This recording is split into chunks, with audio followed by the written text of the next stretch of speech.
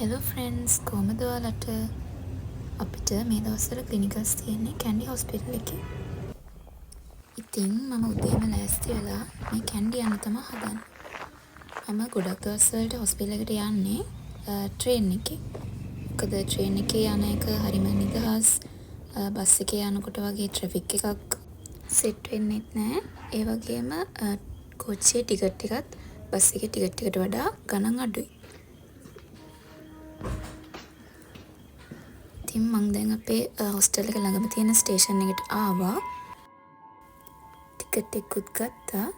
දැන් ඉතින් කොච්චි එනකම් බලන් ඉන්න තමයි තියෙන්නේ. මම මේ දවස්වල කරන්නේ ලොන් ක්ලිනිකල් රොටේෂන් එක. ඒකේ ෆස්ට් අපොයින්ට්මන්ට් එක තමයි මෙඩිසින් අපොයින්ට්මන්ට් එක.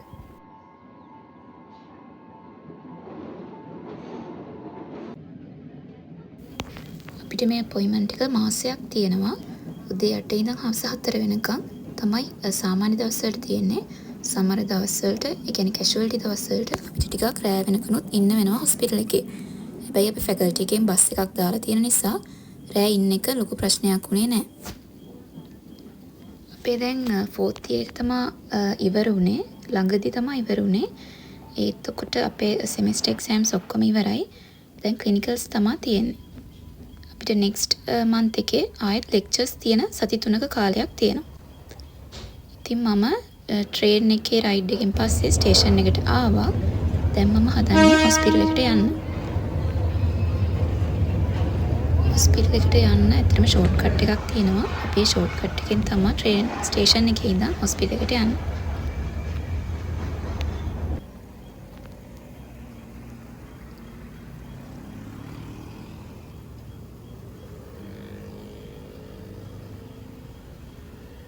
මේ තමයි අපේ කැන්ඩි හොස්පිටල් එක. අපිට ෆයිනල් ඉයර් වලදී තමයි පේරාදෙණිය අපොයින්ට්මන්ට් එක කරන්න සෙට් වෙන්නේ.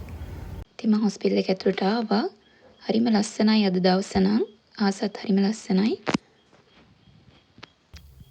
දැන් ඉතින් වෝඩ් එකට යන්න ලෑස්ති වෙන්න ඕනේ. මම වෝඩ් එකට යන්න අවශ්‍ය බඩු ටික ලෑස්ති කරගත්තා. අපේ ගෲප් එකේ හැමෝටම පේෂන්ට්ස්ලා ඇලොකේට් කරලා තියෙනවා. ඒ පේෂන්ට්ස්ලාගේ හිස්ටරි එක අරගෙන එක්සැමිනේෂන් කරන එක තමයි අපි කරන්නේ. එතකොට වෝඩ් ක්ලාසස් එහෙමත් ගන්නවා. අපේ කන්සල්ටන්ට්ස්ලා ඒ වගේම රෙජිස්ට්‍රාර්, සීනියර් රෙජිස්ට්‍රාර්, ඒ කියන්නේ කන්සල්ටන්ට්ස්ලා වෙන්න ඉන්න ડોක්ටර්ස්ලා උනත් අපිට ක්ලාසස් ගන්නවා වෝඩ් එකේදී. අපි මේ සතියේ ඉන්නේ ෆීමේල් වෝඩ් එකේ. කලින් සතියේ අපි හිටියේ මේල් වෝඩ් එකේ. ඉතින් ෆීමේල් වෝඩ් එකේත් ගොඩක් පේෂන්ට්ස්ලා ඉන්නවා. අපේ කන්සල්ටන්ට්ස් වෝඩ් රවුන්ඩ් පටන් ගන්න කලින් ඉක්මනටම දැන් ගිහින් පේෂන්ට්ස්ලාගේ හිස්ටරි ගන්න ඕනේ. මොකද වෝඩ් රවුන්ඩ් එකේදී අපේ කන්සල්ටන්ට්ස් සමහර පේෂන්ට්ස් ළඟ නැවතිලා එයාලගේ හිස්ටරිය එහෙම නැත්නම් එයාලට මොකද තියෙන්නේ කියලා අපෙන් අහන්න පුළුවන්.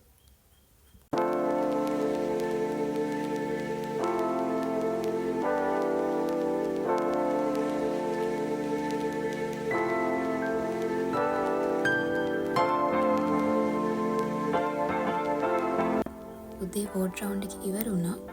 දැන් දවල් 12ත් පහ වෙලා නිසා අපි ඉන්ටර්වල් එකට පහළ කැන්ටින් එකට යන්න තමයි මේ හදන්නේ.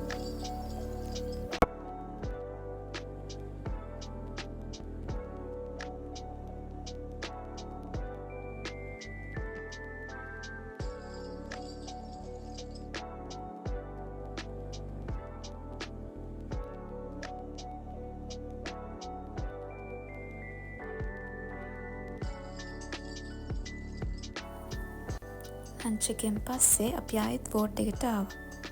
අපිට හවස වෝඩ් ක්ලාස් එකක් තිබ්බා. ඒක රෙජිස්ට්‍රාර් කෙනෙක් තමයි කරේ. අපිට වෝඩ් ක්ලාසස් වලදී දවසකට එකක් වගේ කේස් එකක් සිලෙක්ට් කරගෙන ඒක ගැන ක්ලිනිකල් දේවල් උගන්වන එක තමයි කරන්නේ. ඒක ඇත්තටම හරිම යූස්ෆුල්. ඊට පස්සේ අපිට ලොකු වැඩක් තිබුණේ නැති නිසා අපි ආසාවට වගේ ප්‍රෙෂර් බැලුවා අපේ යාළුවන්ගේ. මේක ඇත්තටම මෙඩිකල් ස්ටුඩන්ට් කෙනෙක් විදිහට ප්‍රැක්ටිස් කරන්න ඕන දෙයක්. මොකද ගොඩක් කල් මේක නොකර හිටියොත් අමතක වෙන්න උනත් පුළුවන් ඉතින් මේ ස්කිල් එක. අපි හවස 4 වෙනකන් හොස්පිටල් එකේ හිටියා. දැන් අපි ගෙදර යන්න තමයි හදන්නේ. ඇත්තටම වෙනදා නම් මම හොස්ටල් එකට තමයි යන්නේ. ඒත් අද හවස මම ගෙදර යන්න ඕනේ. මොකද මට කුරුණෑගලදී කරගන්න පොඩි වැඩක් තියෙනවා. ඒ නිසා මං හිතුවා අද හොස්ටල් නොයා ගෙදර යනවා කියලා ක්ලිනිකල්ස් ඉවර වෙලා. ඉතින් මම ලෑස්ති වෙලා දැන් කුරුණෑගලට යන්න බස් එක ගන්න තමා යන්නේ. කැන්ඩි ඉඳන් කුරුණෑගලට ලොකු වෙලාවක් යන්නේ නැහැ යන්න. බස් එකේ වුණත් පැයක් විතර යනකොට කුරුණෑගල ටවුන් එකට යන්න පුළුවන්.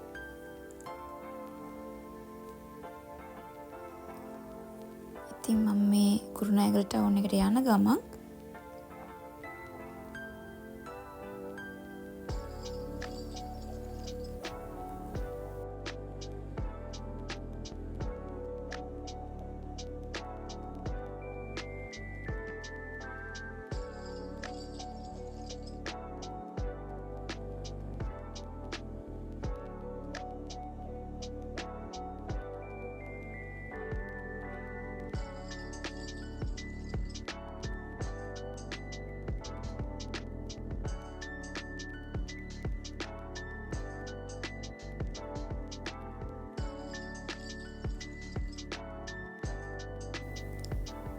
වැඩේ කරගත්තට පස්සේ මම කුරුණෑගල ටවුන් එකේ අලුතින් දාලා තියෙන බැරිස්ටා ෂොප් එකට ගියා. මම කලින් බැරිස්ටා එකට ගිහිල්ලා තිබුණේ නැති නිසා try කරලා බලන්න ආසෙ හිතුණා. ඒකේ තියෙන එක එක කොෆි වර්ග මොන වගේද කියලා. ගත්ත කොෆි වර්ග දෙකම රසට තිබුණා. ඉතින් ඊට පස්සේ මම අපේ ගෙදර ගියා. ගෙදර ගිහිල්ලා අද දවසේ මම තනියම වැඩ කරේ නැති නිසා ටිකක් වැඩ කරන්න ගත්තා. මම මේ බලන්නේ Introduction to Psychiatry කියන අපේ first psychiatry lecture එක. ඇත්තටම අපිට හැම Wednesdayම හවස clinical lectures තියෙනවා. අපේ final year subjects පහට අදාළව. ඒ කියන්නේ medicine, surgery, pediatrics, gyn and obs and psychiatry කියන subjects පහේ. ඉතින් මම මේ lecture එක දැන් බලන්නේ මේ recording එකක්. මොකද මේක online තිබ්බේ.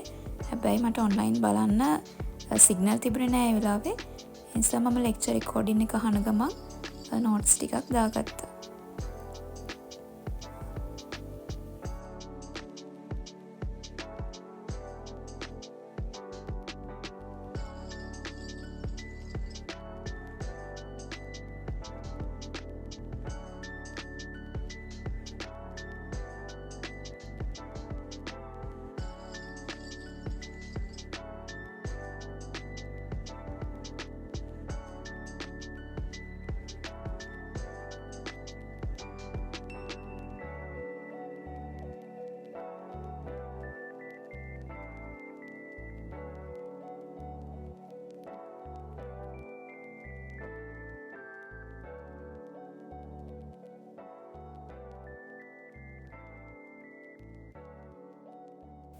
ඉතින් මෙන්න මේ විදිහට තමයි අද මගේ දවස ගෙවුනේ.